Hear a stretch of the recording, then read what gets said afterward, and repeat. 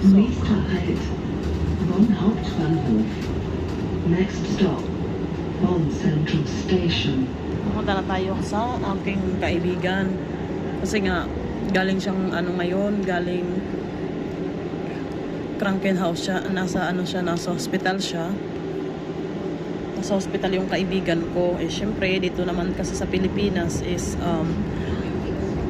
mahirap pag wala kang pamilya. So, maano mo lang talaga dito sa Germany o sa ibang bansa pag may mabuting kaibigan na sa'yo, na tutulong sa'yo during sa kailangan mo ng tulong.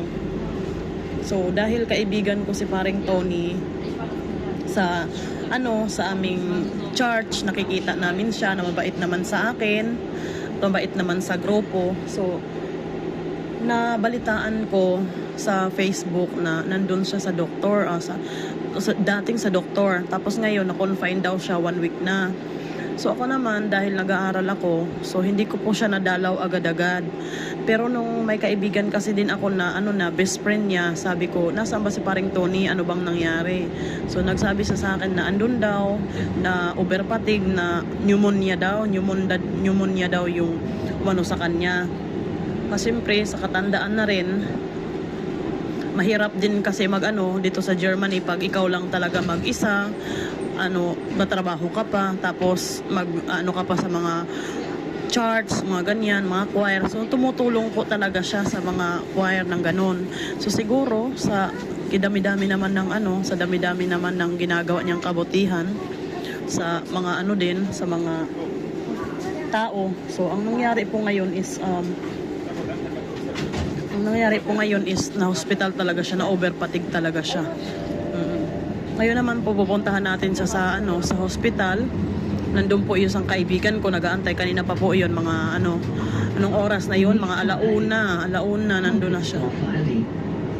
Mga alauna pa siya doon. Sabi ko, pag umuwi yung hindi ako nakasama kanina, normally ang ko doon is kanina pa talaga kami pupunta doon, mga mag-alauna. Kaso nga lang, sabi ko sa kanya, pag pumunta ako, mahihirapan ako magsundo sa mga anak ko kasi early ang mga anak ko, 1:30.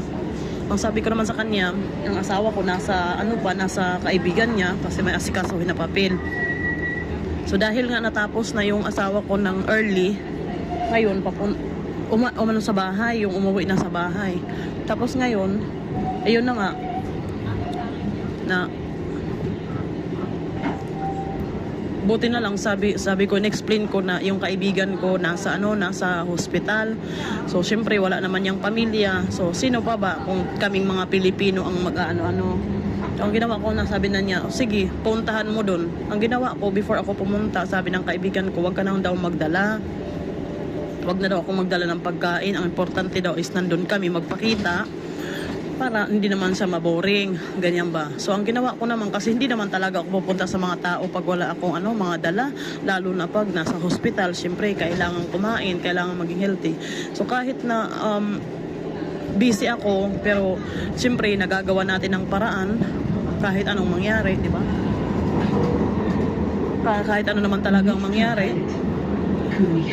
So ang ginawa ko ngayon is talaga ako, nagluto talaga ako ng pagkain. May laing ako dala, may rice akong dala, at saka may nagmaha pa ako, tsaka may mga may datel, prutas para sa power yan. Kaya ngayon pupunta tayo, tinatawagan na nga ako ng isang kaibigan ko kung nasaan na daw ako para sunduin niya ako doon kasi nandun na siya, nauna na siya. Nagban tayo ngayon, para doon. So sa another na siguro dalawa pa to.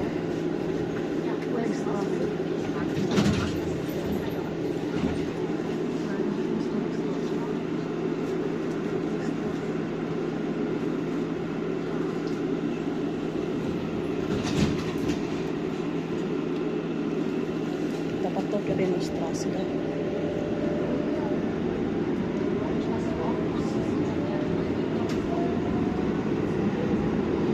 Nächster Halt, Liebestraße. Lumampas na ata ako.